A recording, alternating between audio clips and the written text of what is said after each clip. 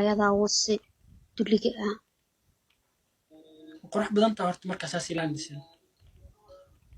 war adigu waa kaa qurux badnahay abbaa wasi wuxuu ilaahay ii abuuraa ku kalsoonahay sidaadoo kale sanna ma duran ftana ma duran qaniis hooyo aabba hadday ku dhaleen arag aan naag rag tahay naag uma taqaan naasu ku yahay wasiirka jaaxan haddaad tahay war aniga waxaan ahay waan ogahay war aniga siilba iga jeexan wax walba iga jeexan laakiinse adigu adoo ilaahay candho ku siiyey oo waxsaa u dheer ku siiyey aasa inta u foorristida waxsaa dabada lagaaga gelinaya sidii dameerkiyaa lagu korooyaa ma fahantay qaniisyo soomaalidana waxba ma kala qaadanayso 24 hours inta qaniisiin ku leh baa ku jira qaniis baana tahay waana run fahantay qaniisyo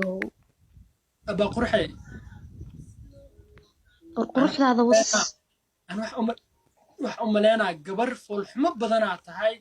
oo wiil qurux badan maalinta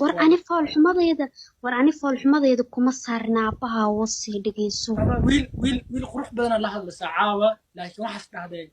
kan wuu ii qurux badan yahay kan maku qabsan karin iska caayo waaye markaas way caynaysaa war anigu horta anigu inaa ku fuule maba sheegin adi maba ifuuli karti sababta waxaa igu fuushimaysa didmo ogido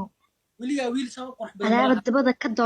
adaaba dabada ka daloola oo horey aana waxba ka waxayn karin ma fahantay